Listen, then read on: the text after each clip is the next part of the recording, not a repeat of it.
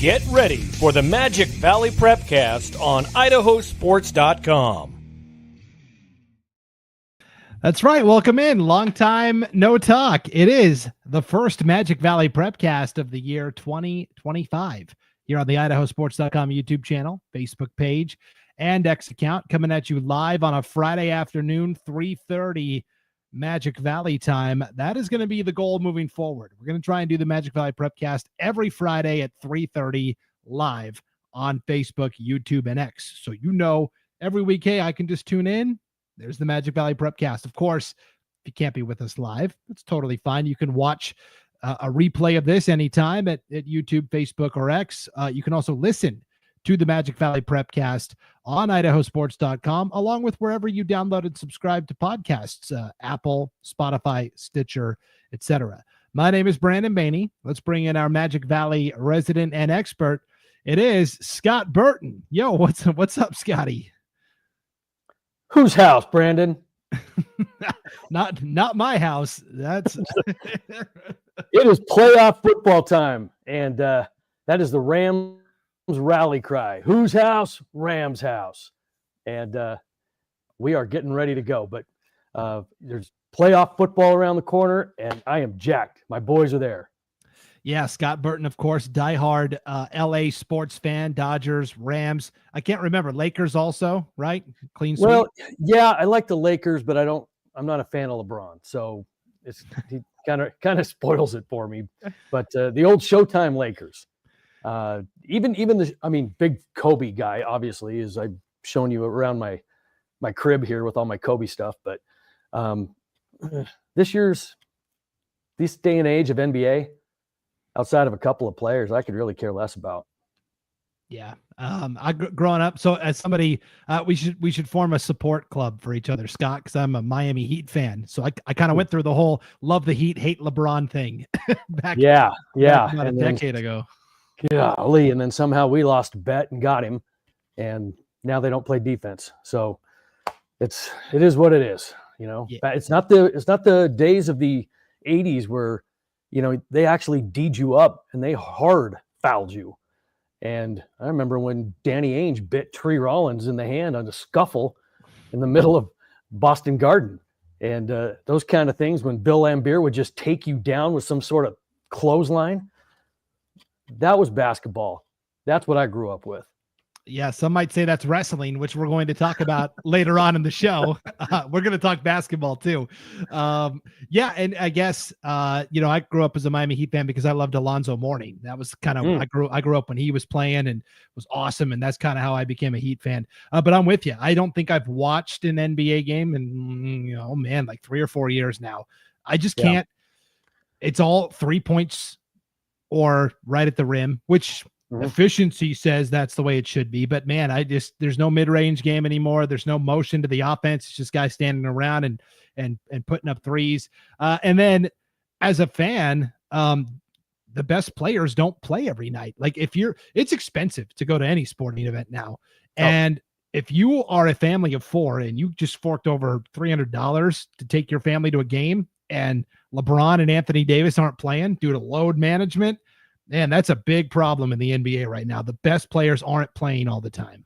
No, and then that's true because it is a fan experience, and you don't want to get to a game and then have everybody sitting. And it's kind of funny because this past over Christmas break, on the 27th, I flew down to last night. Flew down to LA and caught the Cardinals and Rams game, and then 2 days later flew over to Glendale to the Fiesta Bowl, and that was a bummer. And then flew back to LA to catch the Seahawks and Rams for the final week of the season, and the Rams sat everybody because they had everything kind of locked up by then, except for a seat, which now they might be paying for because they had a significant home field advantage with Minnesota coming to town. But now with everything on fire and it's Armageddon down there, it's all back in Glendale. So here we go, neutral field. Yeah, with all the fires going through California right now, we certainly are keeping all of those folks in our thoughts and prayers. Even the celebrities, even the Hollywood people will. We feel bad. Even LeBron. even. Yeah, no doubt. So yeah, you might be wondering, hey, where the heck have you guys been? Scott's been gallivanting around the globe, or at least around the Western U.S. And then I got sick last week to start off the new year, so that's why.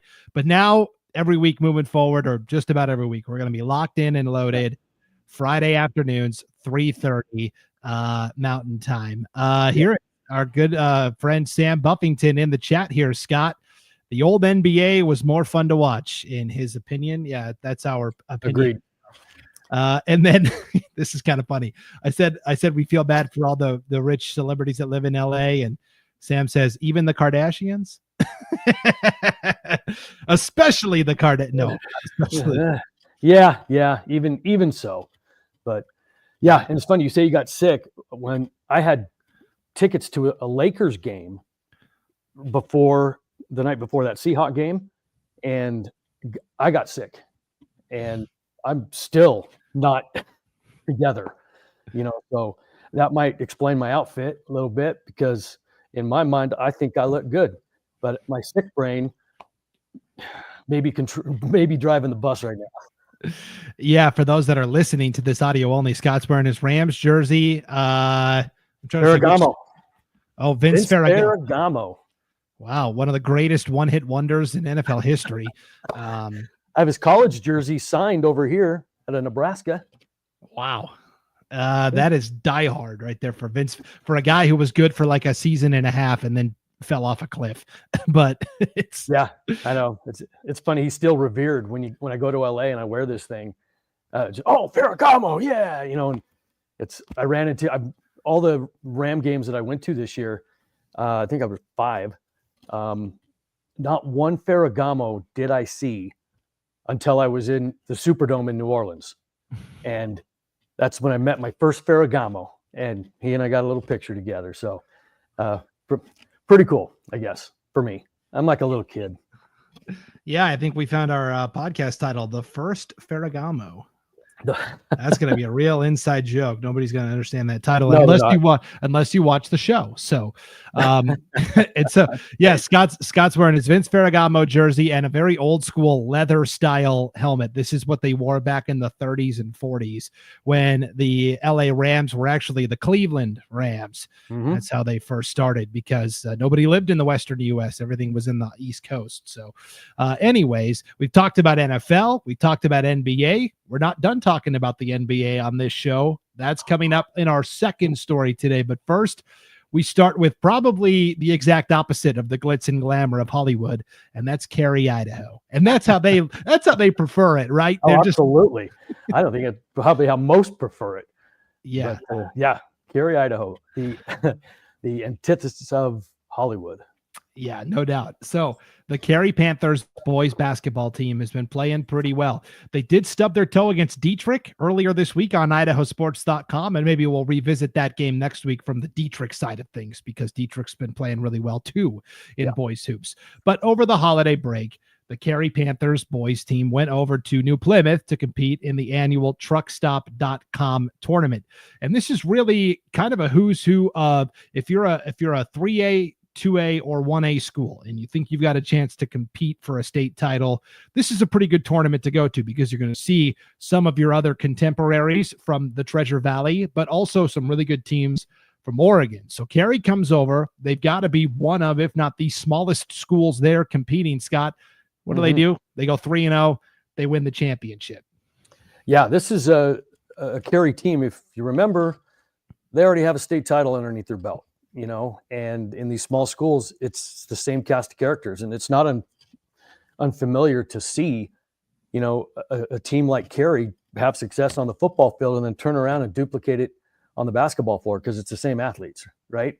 And you mentioned this particular Carey team. They're not extremely deep. I mean, they've got like 3 solid guys that they lean on, but they are not very big at all. They've only got, I think, 3 guys that are over 6 foot, and the tallest being 6'2", so that doesn't give you a whole lot of imposing paint presence and domination on the glass and those kind of things. So they do have to fight that battle, which is interesting, because one of the games they played, which I'll get to here in a second, was something they it was an interesting battle. Okay, they opened it up against Garden Valley, and obviously won that game. You know, Preston Wood got himself in a little bit of foul trouble, so it was Stockton Sears that had to kind of pick up the slack for them, and he kind of carried him in that game. And you know, the next game was Riverside, Oregon, and that's a bigger school than Carey.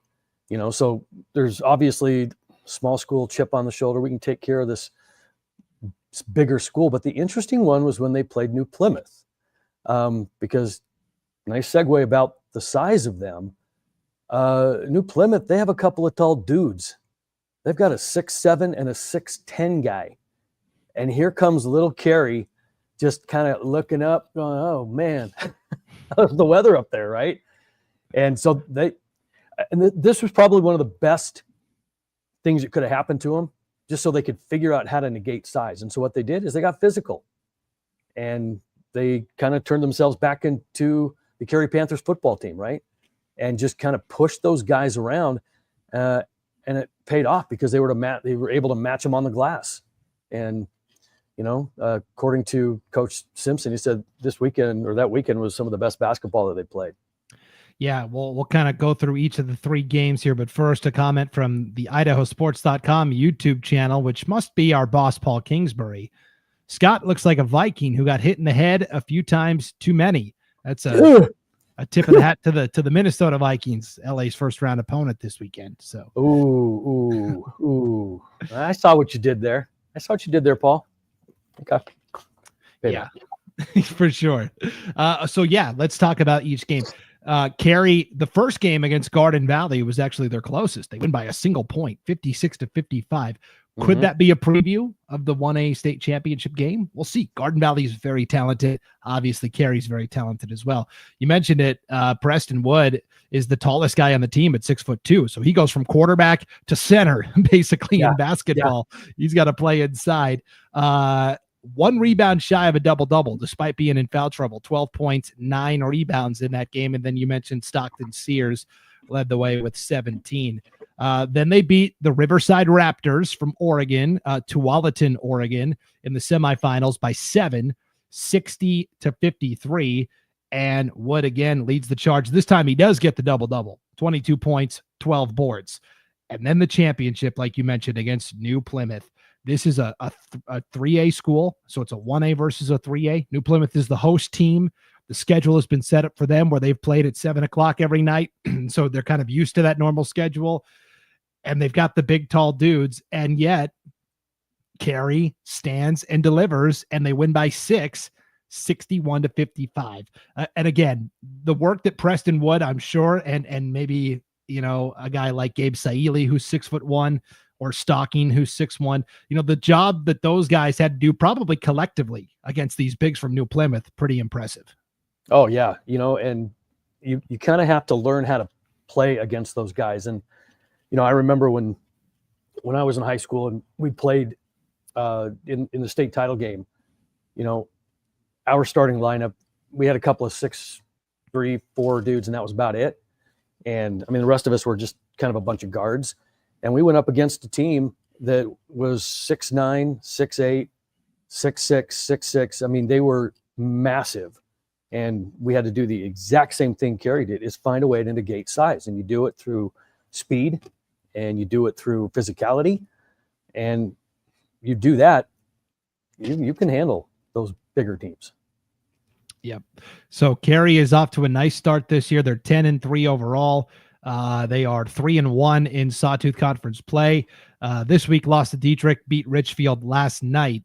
And again, you mentioned it. They've already won the state football championship. And this was the team that missed out on state last year for the first time in 20 seasons. So this is the group of guys that are known as, hey, we didn't get the job done last year. We've got to go through it and deliver this season. Now, I will say last year, Carey was playing up a level at the 2A ranks. They're now back down at the 1A level. And that 2A conference is no joke, Scott, because you've got really good teams like Valley that are occupying that league. And that's how we'll segue into our second story, which involves the Valley Vikings boys basketball team, a team that a lot of people have identified as not just a contender to win the district championship, but possibly to come through and win a state championship this year at the 2A level. They played another really strong contemporary over the holiday break in Butte County. And again, those teams are not strangers to each other in football or other sports.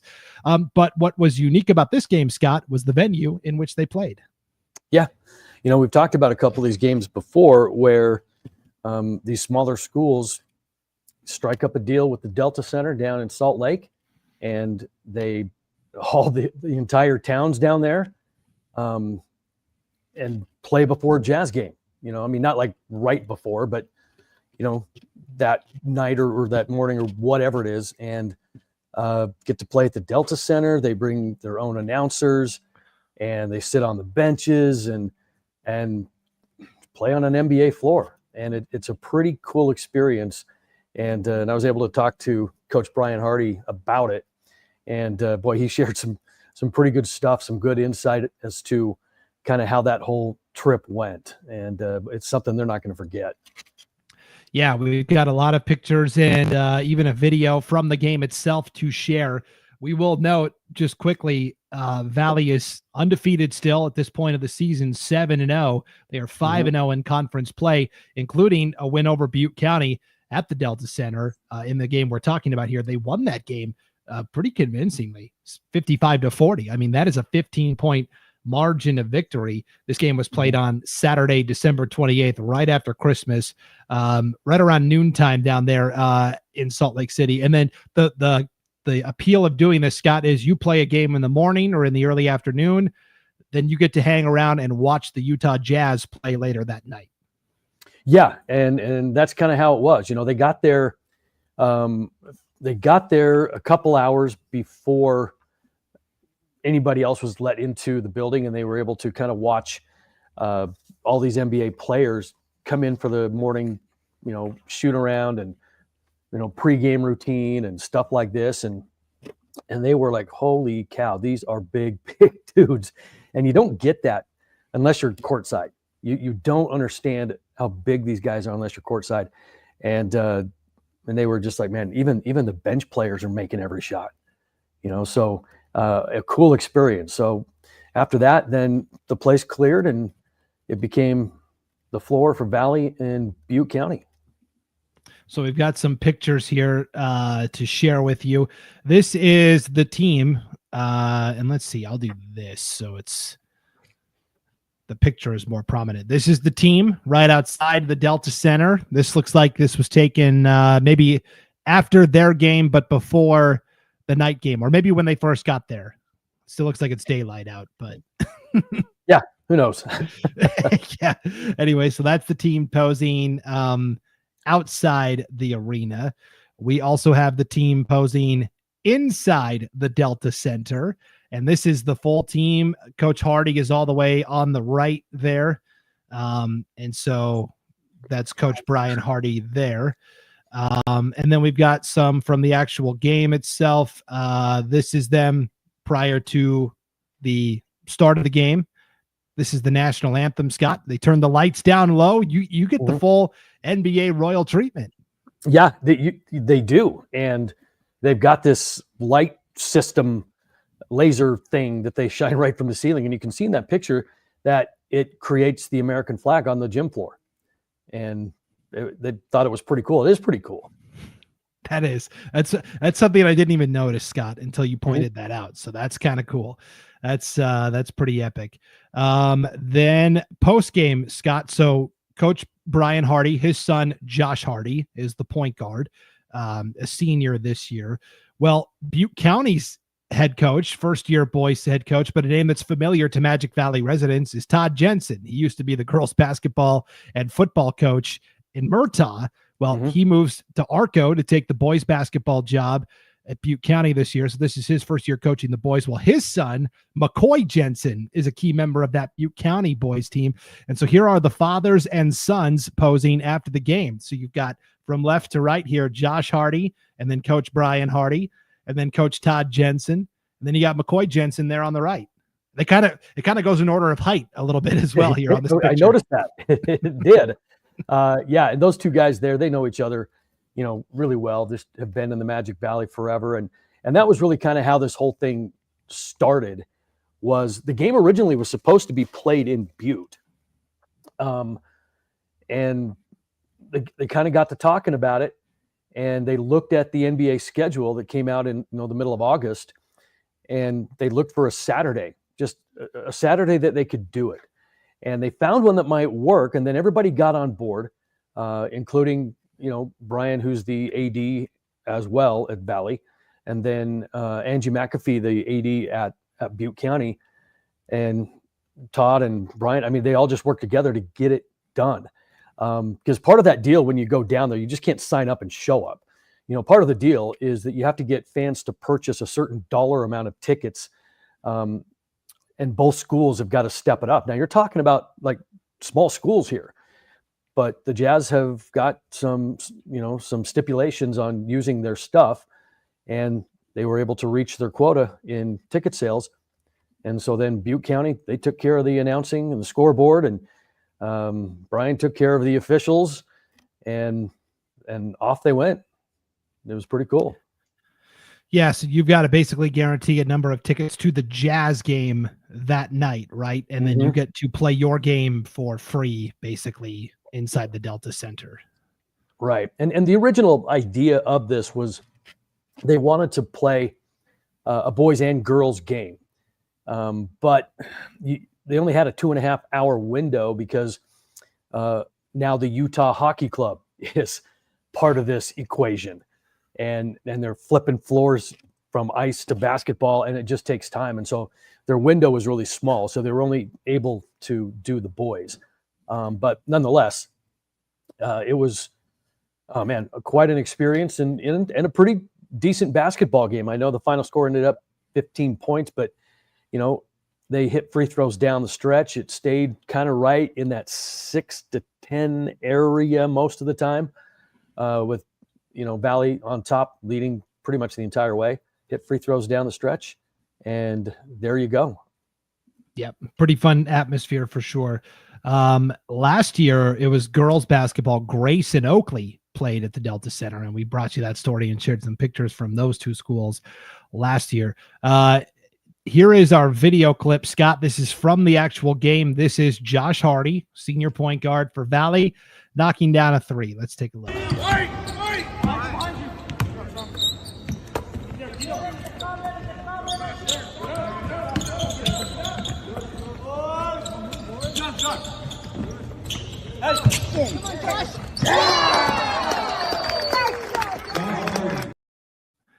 That's pretty cool, right? Yeah. Those courts, I mean, we talk about this too when state basketball rolls around. I mean, those courts are so hard sometimes to gauge your feel, your depth perception, those kind of things, because it is not like shooting in a high school. And so there's an adjustment to be made. And so a lot of times, we see teams that play on those kind of floors struggle a little bit, especially from the perimeter. It's just tough to do. Yeah. I think my favorite part of that video clip was the woman. And I'm not sure who it was, but you just hear her go in. I heard that. In.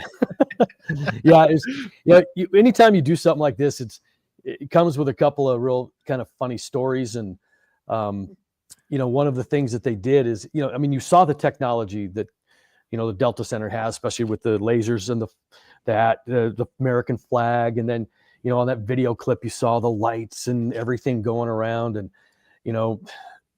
so they start the game, and the scoreboard operator grabs this old yellow junky plastic possession arrow, puts it right there. And amongst all of this state-of-the-art, video boards and lights and sound and everything, and here comes this, whatever this is, right out of the 70s. And like, what is going on? Well, obviously they don't have possession arrows at the NBA games. So, right. Yeah. So it took everybody a minute to figure that one out. It's like, is this a joke?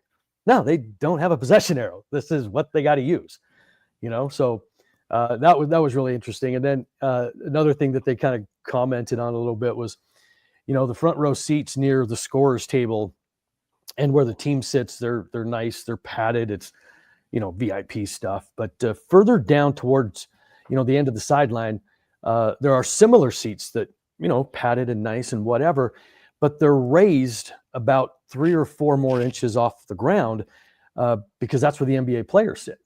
And, you're talking about 6'10" dudes that are sitting in these chairs, and it fits them quite well. And so these boys, they go sit in these chairs and their feet are dangling off the edge like a toddler on a toilet. And they just thought that was kind of one of the coolest things. And another example of how big these guys are. Yeah, that's awesome. For those that may not know, when you're watching a high school or college game and there's a jump ball, they just go to the possession arrow and they alternate. In the NBA, when there's a jump ball, they actually jump for the ball. they do a quick impromptu tip, and whoever wins the battle there. So that's cool. I would have never thought about that with the possession arrow. So that's pretty funny, actually, that they had to. Because you knew everybody just took a minute. It's like, what's happening? And I'm sure somebody, oh, wait a minute, they don't have possession arrows in the pros.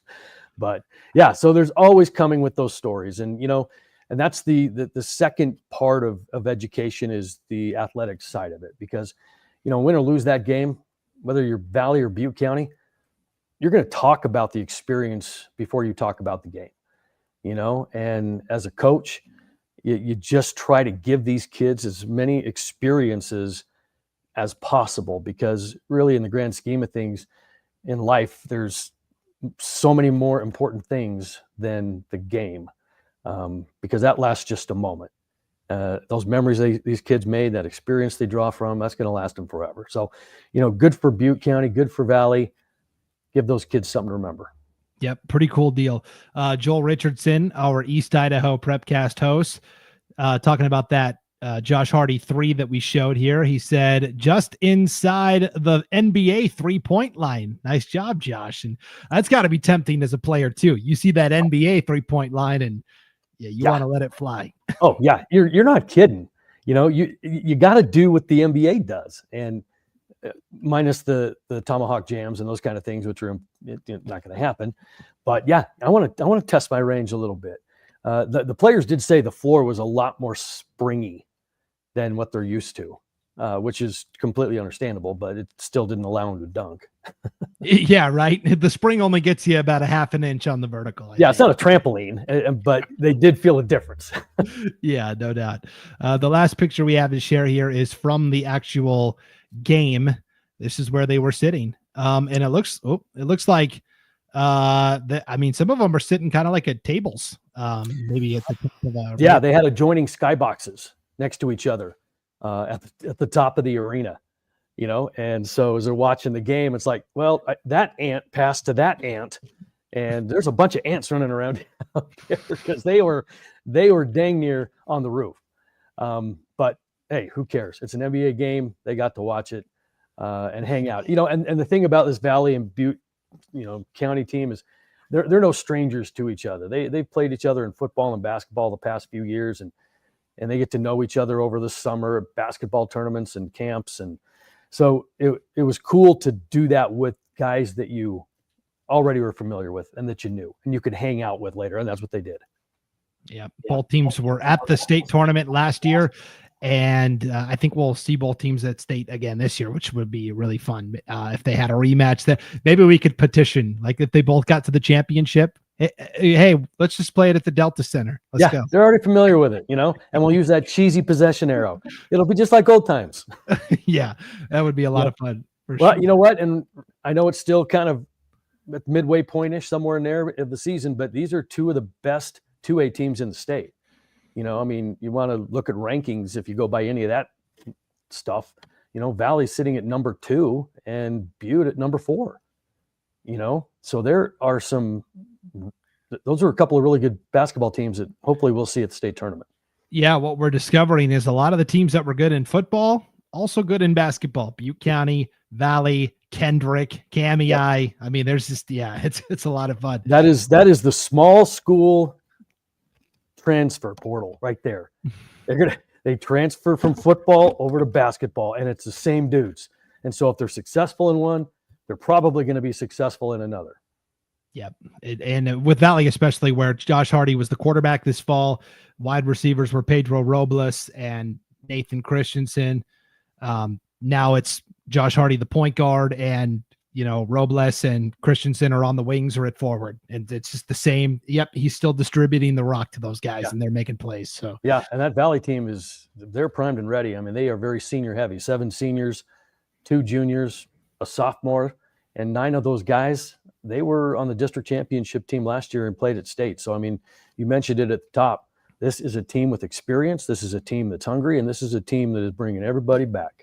Yeah, it's going to be a lot of fun to watch these guys as the season progresses. Before we get to our last story, we do have a sponsor now on the Magic Valley Prepcast. It's Ideal, Idaho's college savings program. Ideal is a state-sponsored, tax-advantaged savings plan that helps families pay for the cost of college. With the rising costs of college, developing a savings plan is the first and most important step in helping families finance a college education. An Ideal 529 account can be used towards higher education, a trade school, an apprenticeship, or even student loan repayments. For more information, go to idsaves.org. And with those small schools we were just talking about, they did a special contest earlier this fall where you had to go to a 1A or 2A school, but you could apply for a $529 giveaway for your 529 account. Football player from Cami, I ended up winning it. It was a huge success. I think it's going to come back next year. Not official yet, but that was a fun contest this fall for those. It's an ideal way. It's an ideal way to save money and prepare for your future. That's right. All right. Yeah, seriously, and that's what Buhl wrestler Gabe Finley says to a lot of his opponents. Good night. Wow, you are on your game, Brandon. You are on your game. That's about 3 very good ones. All it takes is 3 weeks off for me to rest up and be at 100% here. Yes, our final story comes from the wrestling mats where Buhl senior Gabe Finley has been just decimating opponents left and right. This is a guy that we talked about during football season, was a standout running back on that Buhl football team, set a new state record for longest run, touchdown run from scrimmage, 99-yard touchdown run for the Buhl football team. Not quite 99, but 82 is a good number too, and that is the number of matches consecutively that Gabe Finley has won. 82 matches in a row and counting, Scott. He went to the Raleigh Lane Invitational, which is kind of like the Super Bowl of Idaho wrestling competitions this past weekend, won his weight class, and continued to add to that winning streak. And now he gets a chance this weekend to put on a show for the hometown fans at the 51st annual Buhl Invitational, where we expect that winning streak to continue. But I mean, it's just incredible what he's done. Oh yeah. This kid is, I mean, first of all, you think of somebody in this weight class as maybe somebody that's just a big lineman packing around some, a little bit of extra. This dude is ripped, man. This guy is a solid 220. And, he, you talk about his winning streak. I mean, he hasn't lost since his sophomore year when he was in the 3rd place match at state. And so that was eons ago.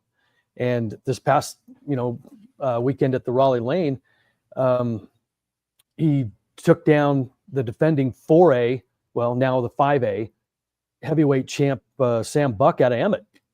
And he weighed around 280 pounds. So this is a kid that can wrestle up, and he's good. He is tough. And I mean, man, oh man, watch this guy. And he just mows through people. Yeah, this is no lineman. This is a running back, tough physical running back linebacker that's out there at 180 pounds now. He was at 220 as a sophomore. Yep. Yeah, when he took 3rd place, or he actually took 4th, lost the 3rd place match. That was his last loss. So he went undefeated all through last year, his junior season, undefeated now this season as well. And he is, I mean, just continuing to excel. Gabe Finley, I mean, it's just incredible what he has been able to do. And so now the Buhl invite coming home, the 51st annual, Scott. We've talked about this a lot. I don't know that there's an area that is more tradition rich in terms of wrestling, both past and present, than the Magic Valley. Yeah. What'd you say? Yeah, I mean, I think of all the great like history with Buhl and Minico and Jerome, even, in wrestling. I mean, the Magic Valley just seems to, compared to other parts of the state, have a really strong tradition. Oh yeah. You mentioned those teams right there, and you're talking about state titles distributed throughout there. And there are some really good wrestling clubs here in the Valley, and it is a very popular sport. I mean, I was talking to Brady Trinkle, a couple days ago over at Minico, and the amount of dudes that they have out for wrestling is phenomenal. I mean, it was a number that was 60, 70, 80. I mean, it was so big that it's like, how do you manage that number? And that just goes to show that, and why they're 2-time defending state champs and, a front runner to win a third in a row. So it is popular, and there are some really good wrestlers around here. And, you talk about Finley. Didn't he have an older brother that was also a pretty dang good wrestler himself? Yeah, there's several of those at Buhl, the family lineage of guys coming through. Yeah, it's going to be impressive for sure. So the 51st annual Buhl Invite is this weekend. Scott, 23 teams are coming to compete, 5 from Nevada, and then basically a who's who of 4A and 3A wrestling programs, including Fruitland, the defending state champions. They're coming over. I'm really intrigued to see how the scoring goes and which team ends up on top, because you've got Buhl trying to hold serve on their home arena. You've got Fruitland coming over, which is very talented. And even like some programs that are from the lower ranks, like a North Fremont or like a Marsh Valley. I mean, they're coming as well. And Burley is going to be at this thing also. And Burley's no slouch in wrestling. So it's kind of a interesting combination of teams, and it's going to be a lot of fun. If you're looking for something to do this Saturday, these wrestling meets go all day. So really, anytime you want to pop in and check it out, there's probably going to be some good action. Oh, there is. And wrestling's one of those things to where it's not about, you could have the best wrestler in the state and he could be a 1A kid and he'll take down all the 6A kids. I mean, it's possible, but they're not going to beat him in team points. And that's the difference with wrestling. Your teams, it's about your depth. It's about what do you have up and down the ladder. And do you have the dudes at every weight class, and can they score points? That's where your teams are. But the best wrestlers, you're going to find the little gems in Buhl. The Matthews kid, out of Declo. You're just going to find those kids everywhere. And they can beat anybody in the state at any level. Yeah, Buhl has several individuals ranked. As a friendly reminder, IdahoSports.com is doing wrestling rankings again this season, team rankings, but also individual rankings at each weight class. We've even got some pound for pound rankings as well, just pound for pound, who's the absolute best. Paul Kingsbury in the chat letting us know that Minico is ranked number 1 in the 5A team rankings, Buhl number 4 at 4A, Declo number 5 at 3A, and the Buhl girls are at number 6 in our latest girls rankings also. And girls is really wide open and unpredictable because it's still one big classification, Scott. So for example, at the Raleigh Lane Invite this past weekend, has nothing to do with the Magic Valley, but just interesting. You had a freshman from Tri-Valley, which is a 1A, the smallest that it can be, knock off a defending and a nationally ranked wrestler from Lewiston in the finals. So, I mean, that's just what you're getting in girls wrestling right now. Tri-Valley taking out Lewiston. You don't see that anywhere else. Yeah, no, that's exactly what I was talking about. You're going to find some of those best wrestlers are the hidden gems in those small towns that'll take down those 6A one-on-one. So fun to watch. Yep, for sure. Well, it was fun to watch you back in action this week, Scott. We'll make this a weekly thing now that we're into the year 2025. Good luck to your Rams this weekend. Win, lose, or draw. We expect you back at work next week. Oh, really? Yeah. I was that close to pulling the trigger to head down to Glendale. Actually LA before they switched it. And I'm like, you know what? I probably ought to do my day job once in a while. And so I decided not to, and kind of bugging me now. But I'm back. I'm regular on the podcast now, and we're going to shoot for this every Friday right around 3:30. Sounds good. I just imagine you in your office at school. And again, Scott, the athletic director at Jerome High School. I just imagine you kind of like Ferris Bueller's Day Off, where you've kind of pre-recorded some like lines of dialogue on like a cassette tape with like pauses in between, and you just play that. You're not actually there. You just You're not that far from the truth. You know, it is kind of funny, some of the shortcuts that I'll take, and meetings that I'll avoid, phone calls I don't want to have. Yeah. Nope, you're right on the money. Yeah, for sure. All right. Well, thank you for tuning in to the Magic Valley Prepcast, everybody. Enjoy the competition this weekend. For Scott Burton, I'm Brandon Baney, and we will see you next time on the Magic Valley Prepcast presented by Ideal, Idaho College Savings Program, here on IdahoSports.com.